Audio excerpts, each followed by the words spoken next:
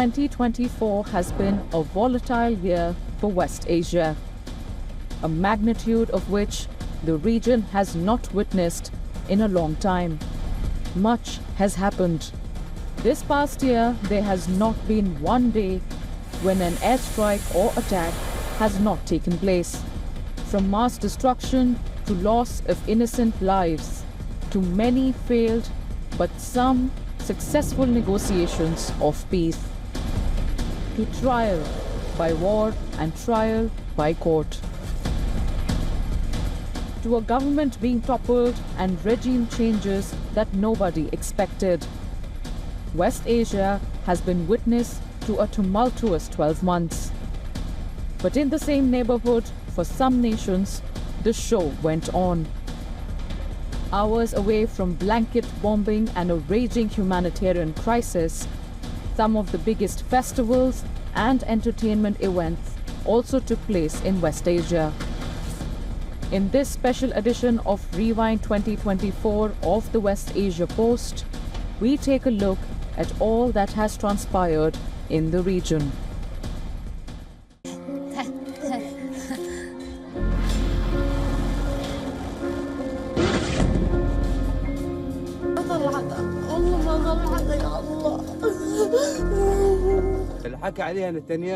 Netanyahu said Al-Mawasi, Khan Yunis is safe.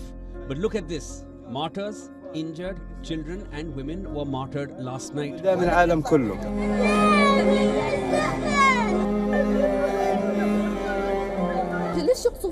What is this injustice we are living in? Until when? We are really tired. Where do we go? For real, where do we go?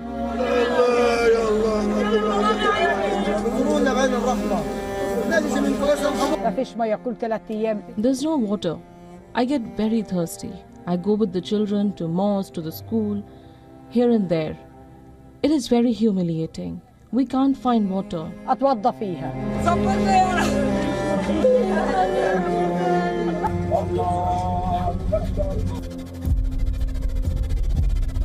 This is how the year began and ended in the Gaza Strip. A besieged enclave for which nothing has changed since October 7 last year. Netanyahu's declaration of war on Gaza after a Hamas attack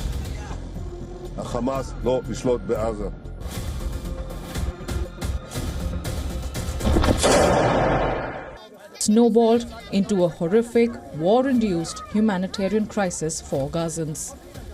Relentless Israeli bombardment on Gaza, including its densely populated areas of Rafah, central Gaza City, and one of its largest refugee camps, Jabalia, has flattened substantial parts of the enclave. UN says it will take at least 15 years just to clear the rubble in Gaza. But that is secondary to the human toll of this destruction. So far, Israeli Defense Forces blanket bombing the Strip has killed over 45,000 Gazans. And the number only continues to rise. A vast majority of them are women and children. The Palestinian Health Ministry says nearly 18,000 children have been killed. Thousands are missing under the rubble, and most of them are presumably dead. Reports by international bodies reveal that over 25,000 children in Gaza have either lost a parent or become orphans. Gaza is becoming a graveyard for children. Time and again, the Israeli Prime Minister has reiterated that Israel will achieve a total victory and eliminate Hamas from Gaza.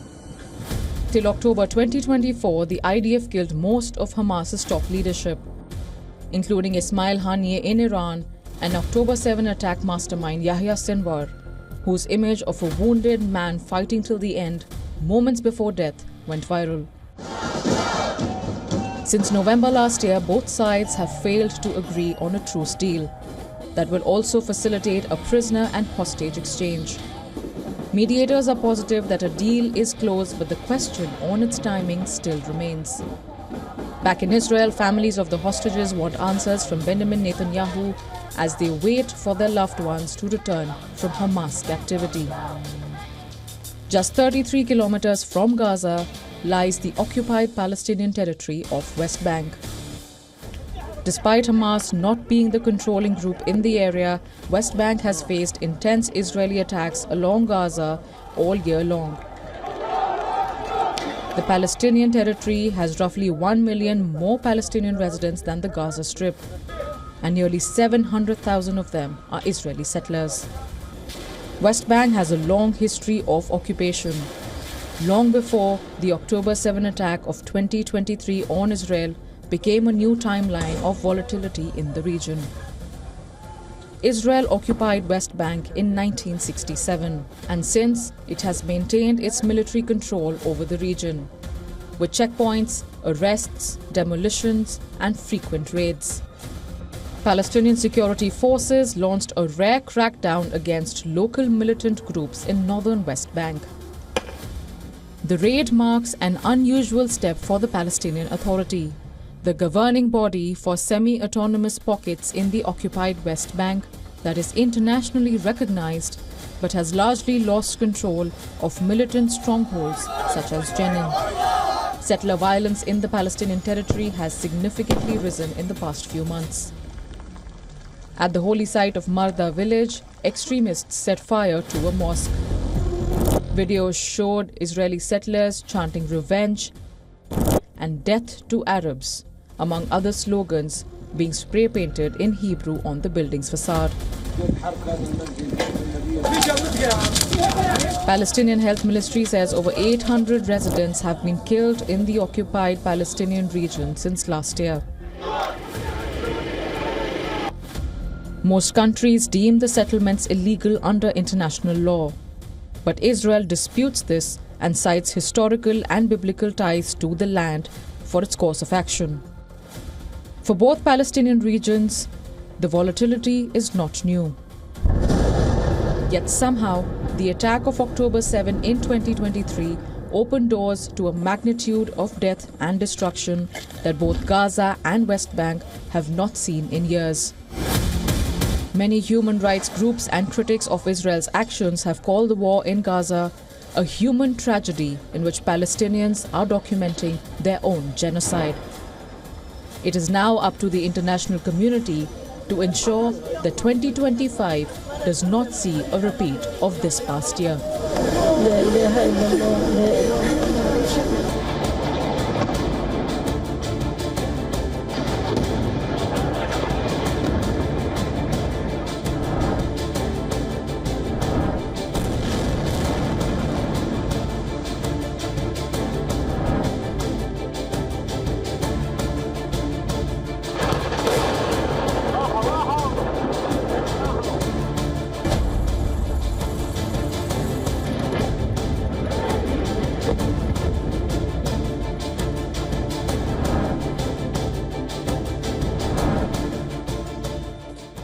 Israel's declaration of war almost immediately saw a response and spillover effect from groups allied with Hamas under the umbrella called the Axis of Resistance.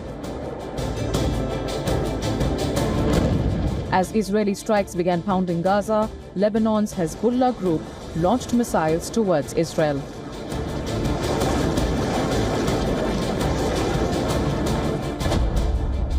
Lebanon is a small country with a population of about 5.5 million people, which borders Syria to the north and east and Israel to the south. Tensions remained adversely high along the Israel-Lebanon border, where most of the fighting took place this year.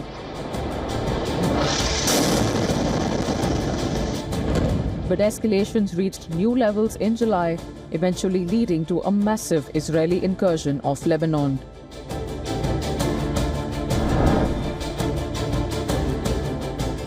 A rocket slammed into a soccer field in Majd al-Shams in the Israel-controlled Golan Heights, killing 12 children.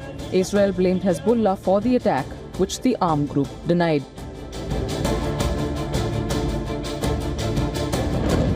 Sparking a major escalation, the IDF carried out an airstrike in the capital of Lebanon and killed Hezbollah's senior-most military commander, Fouad Shukr. The man they claimed was the mastermind behind the Majdal Shams attack. This was a major blow to Hezbollah, and the group vowed revenge. A day later, Hamas chief Ismail Haniyeh was killed in Tehran, throwing the entire West Asian region on the verge of a wider war.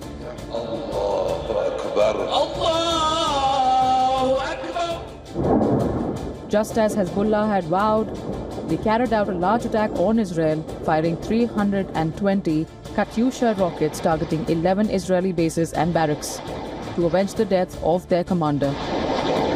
Israel, on the other hand, carried out airstrikes in Lebanon as a preemptive action, striking 40 locations in southern Lebanon with about 100 fighter jets.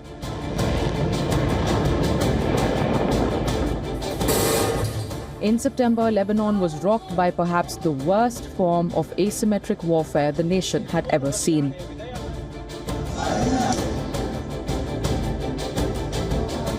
"32 people were killed and nearly 4,000 people injured as thousands of pagers and walkie-talkies simultaneously exploded across Lebanon and Syria.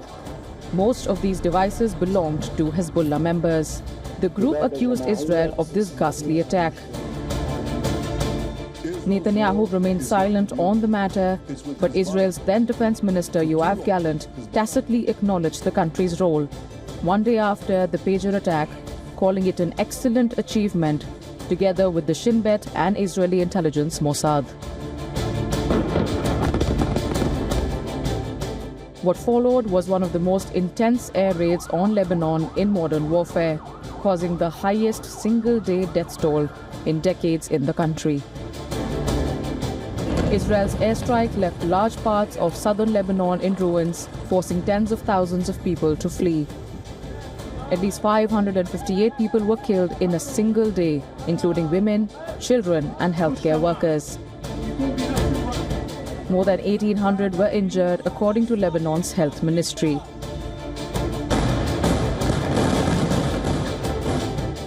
The hostilities finally escalated, leading to the death of Hezbollah chief Hassan Nasrallah, who died in an Israeli strike on Beirut, marking Israel's biggest blow to Hezbollah.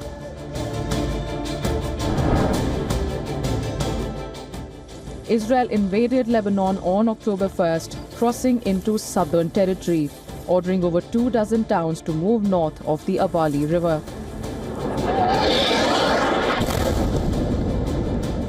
Wide-scale aerial and ground attacks targeted the south of Lebanon to its capital, Beirut. Most of Hezbollah's top brass was eliminated in the attacks, along with civilian casualties. Many UN peacekeepers operating in Lebanon were wounded in the strikes.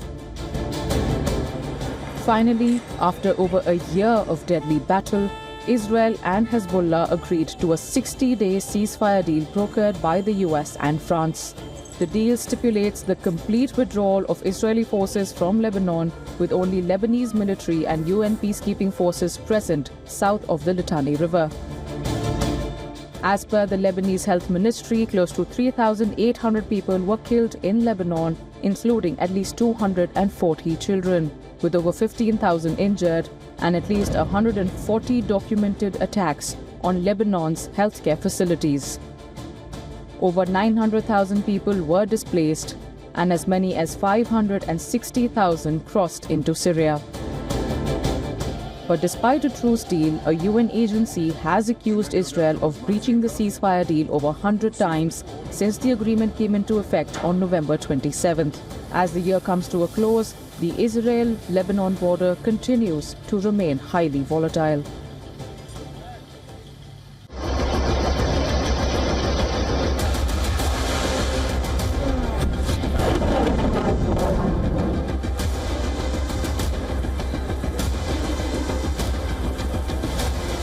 Israel and Iran, the two regional forces that find mention in all the tensions across West Asia, have been locked in a shadow war for decades. But everything changed in 2024. For the first time in history, both nations carried out direct attacks on each other, sparking tension across the world. For Israel, it was a year of turmoil as it faced regular attacks from Hezbollah in Lebanon, Houthis in Yemen, and other Iran-backed groups that attacked Israel in solidarity with the Axis of Resistance Brotherhood. Facing accusations of genocide at the International Court of Justice for its actions in Gaza, Israel faced pressure on multiple fronts. Several voices have condemned Netanyahu for purposely stretching the war for political gains. On April 13th, Iran launched 300 missiles and drones towards Israel, marking its first direct attack on Israeli territory. Most projectiles were intercepted with assistance from the US, UK and France, along with Jordan.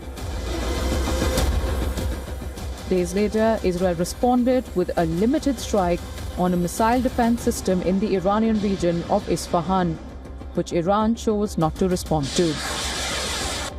In the midst of escalating tensions, Iran was rocked by the untimely death of its president Ibrahim Raisi and foreign minister Amir Abdollahian in a helicopter crash near the village of Uzi due to bad weather. Masoud Pezeshkian was elected as Iran's new president, but on his swearing-in ceremony, Hamas chief Ismail Haniyeh was assassinated by Israel in Iran's capital. On the day Israel invaded Lebanon after killing of Hezbollah chief Hassan Nasrallah, Iran launched close to 200 ballistic missiles at Israel, sparking tensions worldwide as Israel pledged to retaliate. Later in October, Israel carried out airstrikes on Iran, targeting military sites. Israel hit Iran's missile air defense systems, aerial capabilities, as well as missile manufacturing facilities. Back in Tel Aviv, pressure remains high on Netanyahu. The Prime Minister is in the middle of a major trial as he faces charges of fraud and bribery, among others. In Parliament, lawmakers are mounting pressure to attack Iran directly. But it seems that Bibi is focused on a long-term vision of Israel's power in the region. He speaks of a revised and expanded Abraham Accords agreement, one that will potentially change the face of West Asia dramatically. What any of this means for the truce deal, the return of hostages, and the long-drawn conversation around Palestinian statehood remains unknown.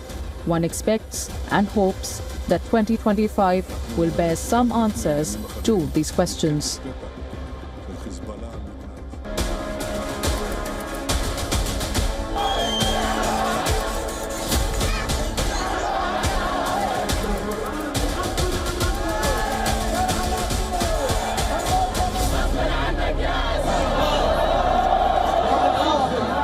On the day a ceasefire between Hezbollah and Israel came into effect, an unprecedented event took place in the neighboring country of Syria.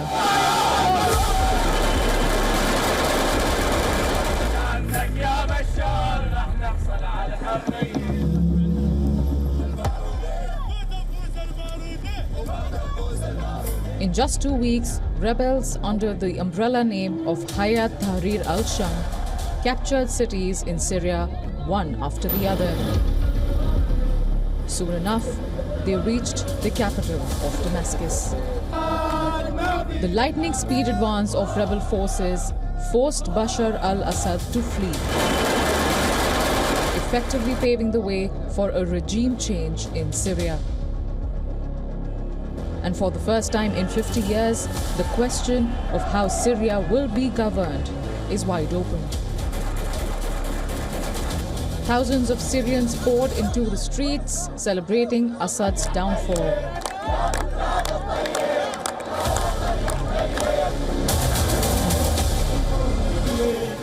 Soldiers and police fled their posts and looters broke into the defense ministry.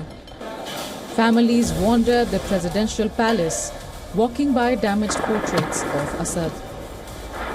The leader of Syria's biggest rebel faction, Ahmad al-Sharaa, is poised to chart the country's future. Once an Al-Qaeda commander, Ahmad al-Sharaa, better known as al-Julani, now says he is looking to break away from his past to embrace pluralism and religious tolerance.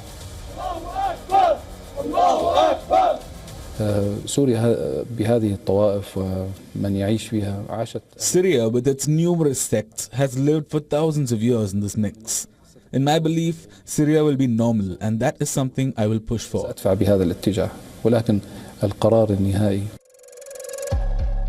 Syria's rebel coalition is a mix of Islamist and moderate factions united against the Assad regime, ISIS, and Iran-backed militias.